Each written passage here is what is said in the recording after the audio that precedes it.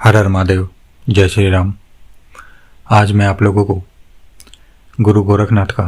नवग्रह शांति का विधान देने जा रहा हूँ, जिससे कि व्यक्ति अपने जो ग्रहों का प्रभाव है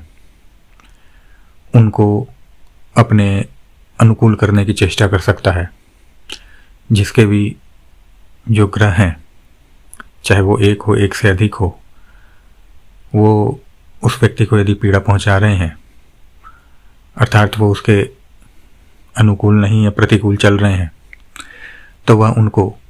गुरु गोरखनाथ जी के इस विधान के द्वारा शांत कर सकता है तथा अनुकूल लाभ उनसे प्राप्त कर सकता है। इस विधान या इस प्रकार के विधान का मुझसे कई लोगों ने मांग करी थी, इसलिए मैंने कहा कि इसके ऊपर एक वीडियो बना के ही जनहित में जारी कर दूं, क्योंकि इस प्रकार के विधानों को करने के लिए, अर्थात नवग्रह की शांति को करने के लिए, प्रत्येक व्यक्ति नवग्रह के मंत्र जाप करने में या अलग अलग से ग्रहों के मंत्र जाप करने में या उनके अनुष्ठानों को करने में उस प्रकार से समय नहीं दे पाता है या उस प्रकार से चेष्टा नहीं कर पाता जिस प्रकार से करनी चाहिए। तो मुझे जो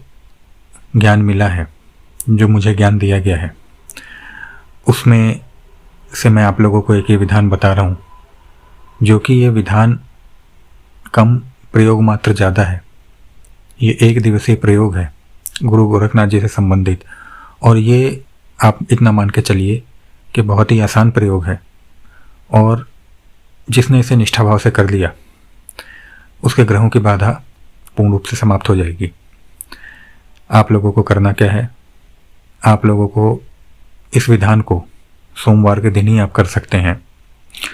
सोमवार के दिन आप लोग स्नान इत्यादि करके अपने नित्य कर्म को निपटा के, और सबसे पहले आप लोग जाएंगे भगवान शिव के मंदिर में, भगवान शिव का अभिषेक करेंगे और उनसे इस विधान के लिए जो है वो आज्ञा मांगेंगे कि आप ये विधान करने जा रही हैं, और इस विधान से आपके जो नवग्रहों की जो बाधा है वो पूर्ण रूप से शांत हो, या जिस ग्रह की बाधा है वो पूर्ण रूप से शांत हो। उसके बाद उस मंदिर से निकलने के बाद आप लोग फिर जाएंगे गुरु गोरखनाथ जी के मंदिर में, और गुरु गोरखनाथ जी के जो मंदिर और उनके स्थान पे जाने के बाद में आप लोग गुरु गोरखनाथ जी का पूजा अर्चना करके, उनका प्रसाद इत्यादि वहाँ पे अर्पण करके, और वहाँ पे आपको फिर से अपना ये संकल्प गुरु गोरखनाथ जी के समक्ष अपना रखना है मनी मन। और जो गुरु गोरखनाथ जी की जो धूनी प्रज्वलित हो रही होगी उसमें से आप लोगों को भस्म लेकर आना है। भस्म थोड़ी ज़्यादा लेकर आइएगा, 2 मुट्ठी कम से कम भस्म लेकर आइएगा, और फिर आप लोगों को अपने घर आ जाना है, और या घर आना आपका उचित रहेगा,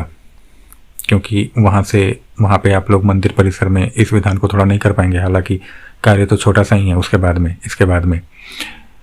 फिर आप लोगों को क्या करना है कि वो जो आप भस्म लेकर आएंगे, अब आपका, यदि आप लोगों को पता है कि आपकी कौन सी ग्रह की जो है वो मारक क्षमता ज़्यादा है, अर्थात वो आपके प्रतिकूल चल रहा है, तो आप उसके लिए संबंधित, आप उस ग्रह के लिए संबंधित आप इस विधान को कर सकते हैं। या फिर आप लोगों को नहीं पता है तो आप 9 के 9 सभी ग्रहों के लिए कर सकते हैं, इसमें कोई समस्या नहीं है। उदाहरण के लिए यदि मैं किसी को मान के चलूँ कि किसी की शनि ग्रह की ज़्यादा बाधा है, तो अब इसमें करना क्या है आप लोगों को कि आप लोगों को जो गुड़ होता है उस गुड़ की ढेली लेनी है, अर्थात एक गुड़ का पूरा संपूर्ण जो है वो ढेली उसका लेना है। और यदि एक ग्रह की बाधा, जैसे मैंने उदाहरण के लिए आपको बताया शनि ग्रह का है, तो आप लोगों को एक ढेली ही लेनी है। और यदि आप लोगों को नहीं मालूम है कि कौन सा ग्रह आपको जो है वो मतलब आपके अनुकूल नहीं चल रहा और आप लोगों में बाधा उत्पन्न कर रहा है, आपको लोगों के लिए कष्टकारी है, तो आप लोगों को 9 के 9 ग्रहों के लिए 9 अलग अलग ढेलियाँ लेनी है। इस प्रकार से आप लोग अपना नियोजन बना लें। और उसके बाद आप लोगों को करना क्या है कि जो गुरु गोरखनाथ जी के जो आप जो धूनी में से जो भस्म लाए थे उसके अंदर थोड़ा सा गाय का कच्चा दूध मिलाना है और अपने हाथ में गुड़ की एक एक ढेली को लेते हुए उसके ऊपर में थोड़ा सा लपेटना है, अर्थात उसे लड्डू की तरह बना लेना है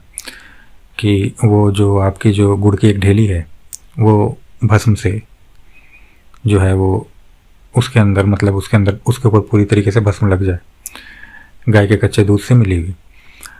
अब आप लोगों को क्या करना है कि